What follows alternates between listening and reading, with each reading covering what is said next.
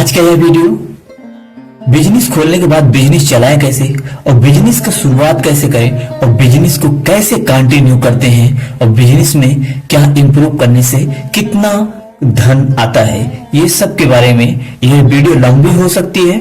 हाँ, पर आपको सही 100% सही जानकारी दिया जाएगा। सब्र से सुनते रहें, ध्यान से सुने। बिजनेस खोलना बड़ी बात नहीं होती, पर बिजनेस चला पाना बहुत बड़ी बात होती है।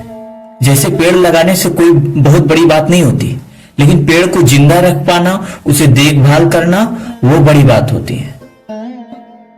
इसी तरह से जैसे लोग चंदा दे के बगल हो जाते हैं ना गांव में, और जिम्मेदारी निभाने वाले के ऊपर ही उसे मालूम चलता है, वो अपना समय लगाता है, जो घटता है वो लगाता है, हर चीज वही करता है। वैसे ये भी है, बिजनेस खोलना बड़ी बात नहीं। बिजनेस तो कोई भी खोल सकता है, चाहे बिजनेस छोटा हो या बड़ा, बिजनेस बिजनेस होता है, बशर्ते चलाने वाला चाहिए। आपने कई बार सुना होगा कि ये दुकान इस एरिया में फेमस है, रसगुल्ला का है, समोसा का है, या फिर ओड़ा पाव का है। बहुत से ऐसी दुकानें होंगे जो किसी किसी एरिया में वो बहुत फेमस होती हैं, और दिन के वो कम से कम नहीं था 10,000 की आमदनी करते हैं, 50,000 की आमदनी करते हैं। कोई कोई तो 3-3, 4-4 लाख रुपए का दिन के इनकम करता है, और वो कुछ नहीं, एक आइटम से उनका बिछात रहता है। अगर समोसा बना रहे तो समोसे की उनकी क्वालिटी बहुत अच्छी रहेगी। और वो करते क्या है, यही तो करते हैं ना, वो अपनी क्वालिटी को बरकरार रखते हैं, अपने स्टेटस को बरकरार रखते हैं। आज की दुनिया में ऐसा कोई व्यक्ति नहीं है जो ये न सोचे सामान लेने जाते वक्त क्वालिटी और क्वांटिटी पे ध्यान न दे। आज चाहे अमीर हो या गरीब, क्वालिटी और क्वांटिटी पे जरूर ध्यान देता है। और दूसरी चीज पे जाता है तो थोड़ा स्टैंडर्ड वाला बंदा है, तो वो आपका देखागा स्टेटस, कैसे आपका डील करने का तरीका है। आज इस वीडियो में यही बताएंगे। 7 ऐसे ट्रिक बताऊंगा जिसे अपनाने में यह भी नहीं कि पैसा लगेगा, कुछ भी नहीं लगेगा, बस आपको अपनाना है।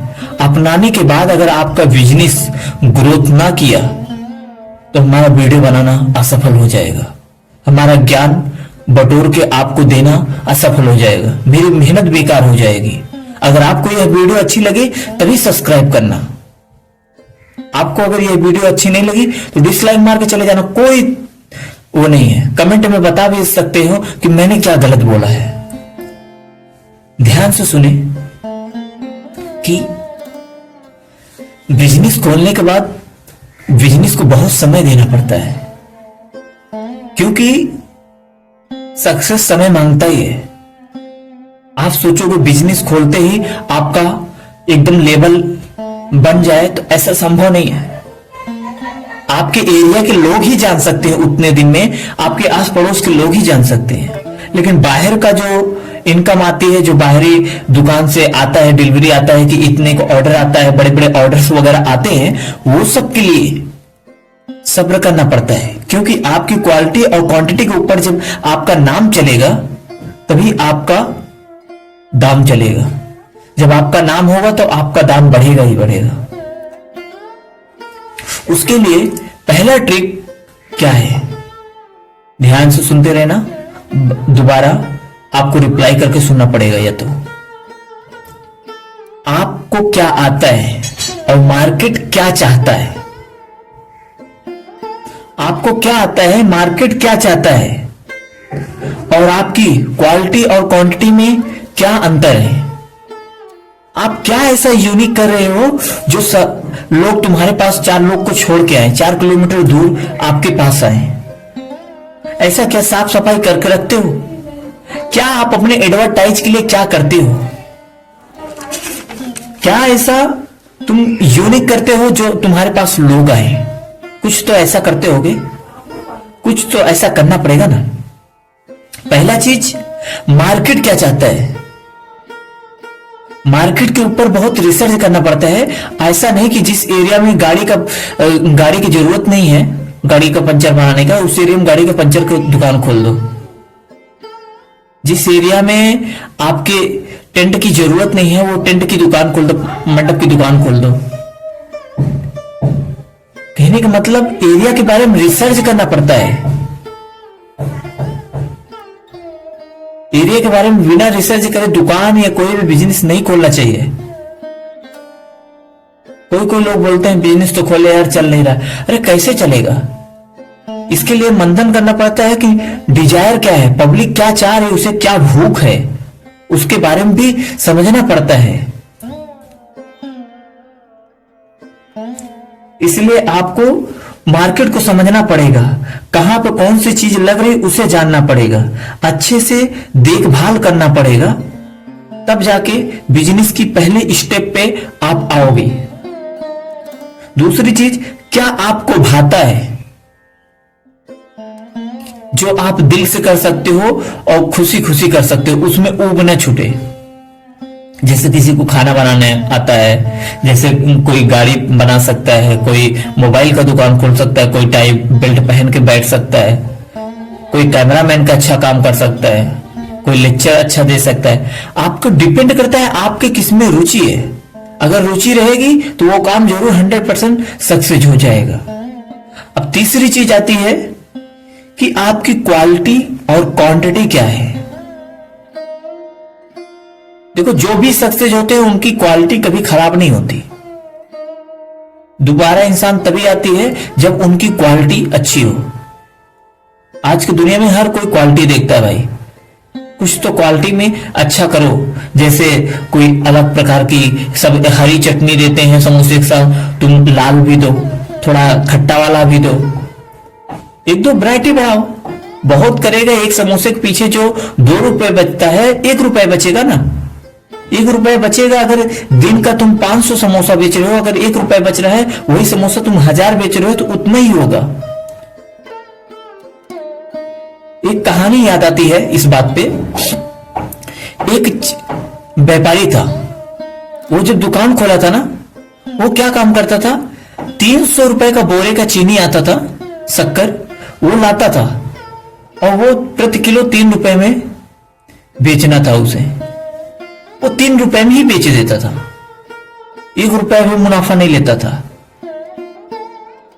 वो ऐसे डेली डेली करने लगा तो उसके ग्राहक जो ये दिन भर में 1 कट्टा बेचता था, वही वो दिन का 10 कट्टा बेचने लगा, 10 बोरा चीनी शक्कर बेचने लगा।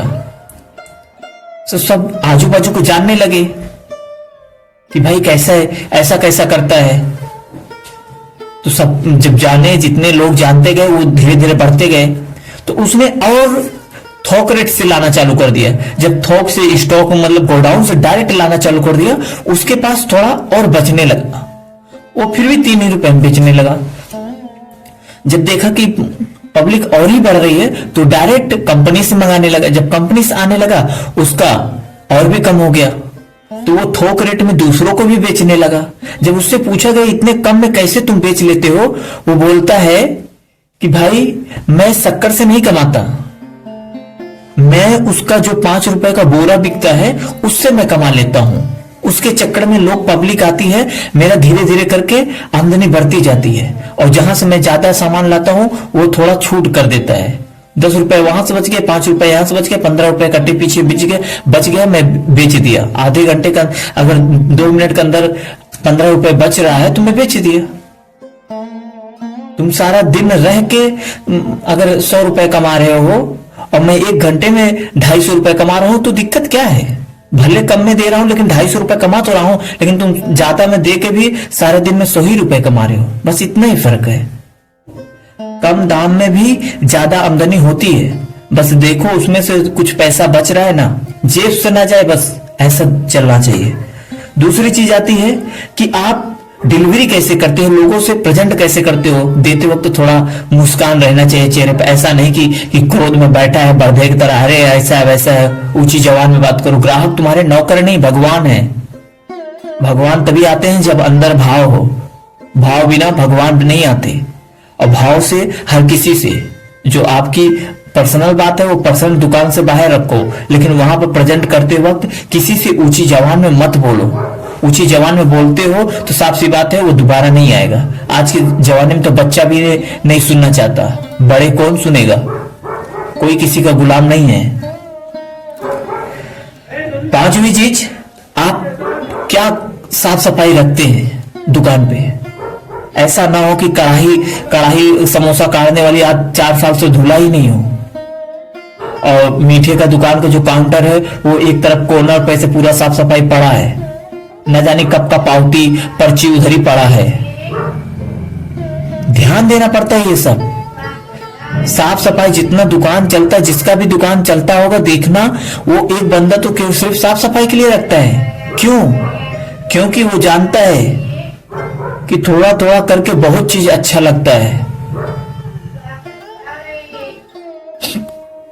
आज की दुनिया में जो दिखता है वही बिकता है, सबसे बड़ी बात यह है। और आप यूनिक क्या कर रहे हो? छठवां चीज, आप यूनिक क्या कर रहे हो जो मार्केट में वो टक्कर का ना हो। अगर आप कुछ यूनिक कर पा रहे हो तो दैट्स गुड, क्योंकि आजकल तो हर कोई अलग ही करना चाहता है। अलग के दर पे 50 समोसे का दुकान खुला है, 50 बहुत से आइसक्रीम की दुकान खुला है, लेकिन आपके पास क्वालिटी अच्छी होगी तो हर कोई घूम के आएगा। साफ सफाई रखोगे तो हर कोई घूम के आएगा, क्योंकि दूसरों को जो लेके आता है तो उसका भी स्टेटस बरकरार रखने के लिए लोग ऐसी दुकान पे जाते हैं जहां पे साफ सफाई वगैरह बना हो। ऐसा नहीं कि साला झाड़ू 4 दिन से एक ही दर पे पड़ा है।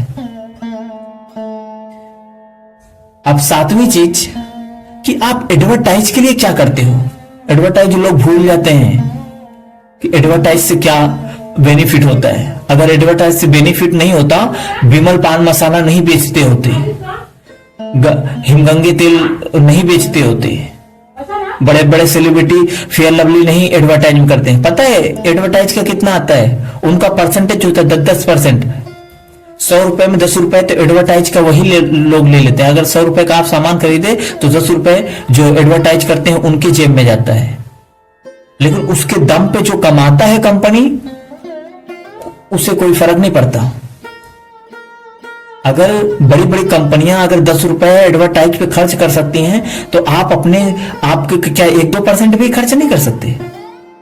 हाँ, एडवर्टाइज के लिए लोग कुछ परसेंट छूट देते हैं, कभी कभी ऑफर निकाल देते हैं, कभी कभी एक के साथ फ्री कर देते हैं। जो दूसरों को दान पुण्य करना है वही अपने ग्राहक के साथ करो ना, अपने ग्राहक के साथ करो। थोड़ा अलग से कुछ गिफ्ट दे दो, थोड़ा बैग वगैरह दे दो, कुछ कंपनी को यूनिक बनाने के लिए अलग से उसका नाम करो। दुकान का अलग से नाम रखना चाहिए यूनिक, या फिर कुछ अलग बैग बना दो। बहुत से ऐसे हैं, पोस्टर वगैरह यूनिक लिख दो। एक कंपनी मुझे बहुत पहले की याद है, बेवकूफ कंपनी। अब बेवकूफ कंपनी कौन नाम रखता है? पापा की परी कौन रखता है? हाँ, बेवफा चाय वाला कौन रखता है? MBA चाय वाला कौन रखता है? यूनिक करोगे तो लोग ऐसा कुछ नाम भी रखो जो दिमाग में बैठा रहे। ऐसा कुछ वहां पे करो जो दिमाग याद रह जाए कि ये दुकान यहां पे है, इस एरिया में है, वो दिमाग का नाम छप जाए। यूनिक इसी को बोलते हैं और एडवर्टाइज इसी को बोलते हैं। कुछ तो एडवर्टाइज के लिए छूट देना पड़ेगा, कुछ तो करना ही पड़ेगा। जय हिंद। और आगे का वीडियो एडवर्टाइज पे डिटेल और इसके आगे का बिजनेस कैसे चलाएं नेक्स्ट पार्ट में आप देख सकते हैं। जय हिंद।